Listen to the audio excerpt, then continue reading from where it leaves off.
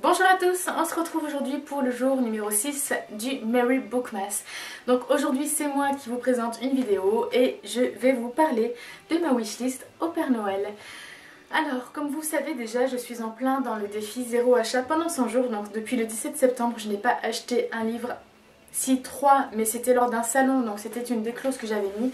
Et c'était début octobre, donc depuis je me suis bien retenue. Et donc ça m'a permis de réfléchir bien comme il faut à certains livres que j'aimerais recevoir pour Noël. Alors tout d'abord, en première position, il y a le dernier livre artbook qui est sorti il y a à peu près une dizaine de jours, qui s'appelle Druise et qui est de Bruce Hérault et de Pascal Lamour. Alors si vous ne savez pas encore, Bruce Hérault c'est un de mes illustrateurs préférés. J'avais eu un énorme coup de foudre pour son travail lorsque j'avais découvert une de ses expositions en Bretagne. Et depuis j'ai l'habitude d'acheter toutes ces nouveautés ou de me les faire offrir. Et donc là Druise vient de sortir, donc évidemment ça va parler d'un druide. J'ai très hâte de redécouvrir son style, ses dessins, l'histoire. Et voilà, donc ça c'est vraiment Papa Noël, si tu m'entends, j'aimerais beaucoup avoir ce cadeau. J'ai été très sage pendant l'année, donc s'il te plaît, lis ma lettre, regarde ma vidéo, voilà. Ensuite, en deuxième position, il y a un livre qui sort le 5 décembre et qu'il me tarde de lire. Il s'agit de Charlie Davidson, le tome 6 de Darintha Jones. Je ne sais plus le titre de ce tome, mais j'ai très hâte, tout simplement parce que Charlie Davidson est une de mes personnages féminins préférés. Si je dois faire un top 5 que je suis en train de réfléchir pour vous faire en janvier, elle y sera à coup sûr. C'est une nana qui est excellente, c'est une détective qui a la capacité de voir les fantômes pour ceux qui ne connaîtraient pas encore la série. Elle est entourée de personnages qui sont top, genre Cookie, sa meilleure amie, je l'adore. J'ai hâte de redécouvrir tout ce petit monde dans le dernier tome. Ensuite, sur ma liste du Papa Noël, je vais aussi inscrire Le Fou et l'Assassin de Robin Hobb. C'est le dernier tome qui vient de sortir dans sa saga de l'Assassin Royal. Donc c'est un livre qui se passe 15 ans après les événements du tome 13. Et donc on retrouve à nouveau tous les personnages. Alors certes, je n'ai lu pour l'instant que les 10 premiers tomes, il m'en reste 3 à lire sur l'Assassin Royal. Et entre deux, j'aimerais aussi lire le cycle de la Cité des Anciens. Et je crois qu'à ce jour, il y a 8 tomes qui sont sortis en France. Mais voilà, Le Fou et l'Assassin, c'est un livre que j'aimerais beaucoup avoir également dans ma bibliothèque. Ensuite, il y a un recueil de nouvelles qui est paru par 13 auteurs français qui s'appelle 13 à table. C'est un livre pas très gros mais qui surtout permet de donner des sous au restaurant du cœur. Et donc parmi les auteurs, il y a Françoise Bourdin, Maxime Chatham, Alexandre Lapierre, Agnès Lédig, donc il y en a certains que je ne connais pas du tout, Gilles Le Gardinier, Pierre Lemaître, Marc Lévy, Guillaume Musso, Jean-Marie Perrier, Tatiana Deronay, Éric-Emmanuel Schmitt, Franck Tillier et Bernard Werber. Alors j'aimerais beaucoup déjà parce que ça permet effectivement de faire une bonne action. Je ne suis pas du genre à acheter les CD, en tout cas je l'étais peut-être il y a 10 ans mais maintenant j'écoute plus trop de CD. Mais du coup sur le livre je trouve ça excellent qu'ils aient mis en pratique ça.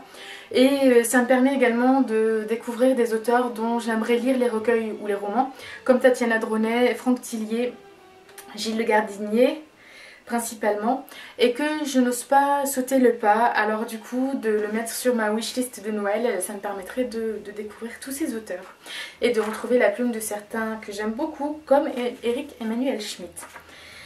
Ensuite il y a un livre d'Estelle Faye qui me tente beaucoup.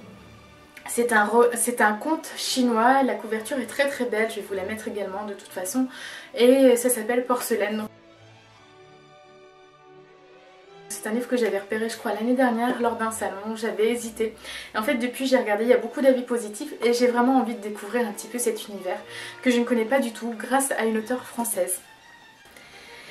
Ensuite j'aimerais beaucoup avoir Sonata d'Émilie Musso, donc ça c'est un livre qui est chez Rebelle.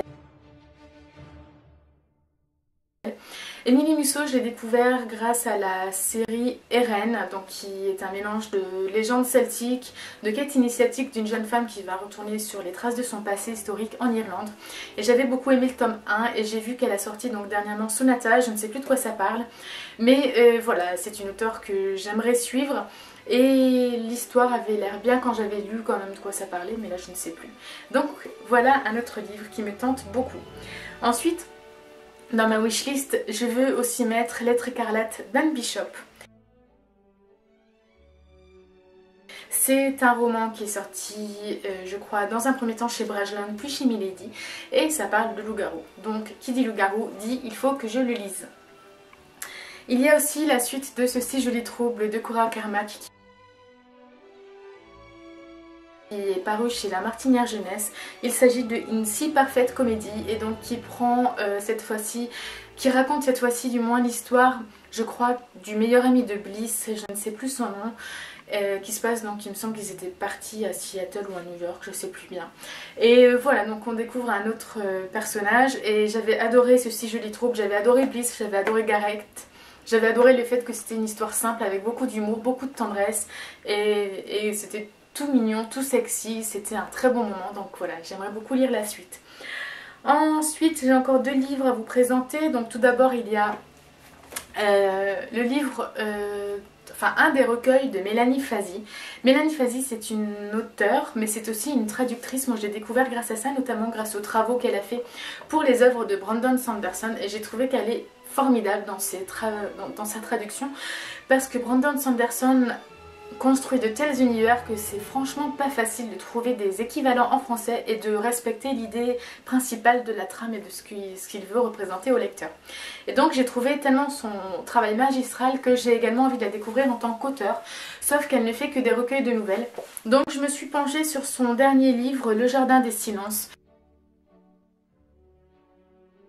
Et je ne sais plus chez qui il est paru non plus. Peut-être Brajlon. Voilà, donc ça c'est un livre aussi que je vais mettre sur, que je mets sur ma lettre du Père Noël.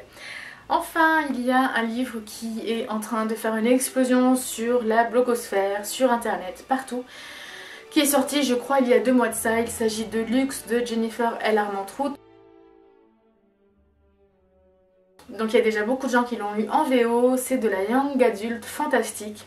J'ai hâte de rencontrer ce fameux Damon qui fait rêver autant de lectrices. Je n'ai pas vu autrement de quoi ça parlait parce que je me réserve vraiment la surprise totale pour quand je pourrai lire ce livre. Voilà, donc à part ça, donc ça ce sont les nouveaux livres que j'aimerais dans ma bibliothèque, mais comme vous savez, je lis pas mal en e-book et quand j'ai des coups de cœur, j'aimerais les avoir également en livre. Donc je vous ai fait une petite sélection de livres que j'aimerais qu'ils rejoignent ma bibliothèque parce que ce sont des livres que je relirai très certainement, que je veux absolument. Alors tout d'abord il y a Aristotle and Dante Discover the Secret of the Universe de Benjamin Alire Sáenz.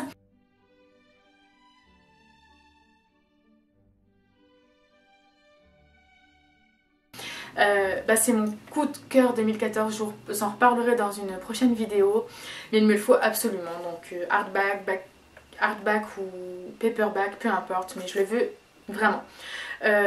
Sachant que je crois qu'il va sortir en 2015 chez Pocket Jeunesse, mais la version VO est tellement magnifique que voilà, il me le faut. Ensuite, il me manque à ma collection des Aventuriers de la Mer, qui est une de mes sagas fantasy préférées de Robin Hobb, les tomes 7, 8 et 9.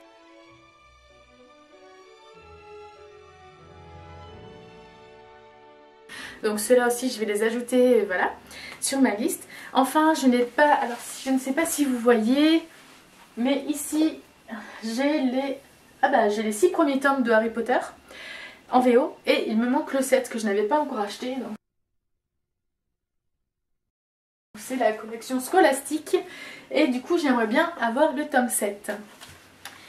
Et voilà, c'est tout pour cette vidéo, donc j'espère que ça vous aura plu. N'hésitez pas à laisser des commentaires pour me dire s'il y a des livres qui vous plaisent, qui vous intéressent, que vous avez lu, ce que vous en avez pensé sans spoiler. Et voilà, je vous mets le lien de la vidéo d'hier. Et puis je vous souhaite à tous une très bonne soirée et je vous dis à très vite.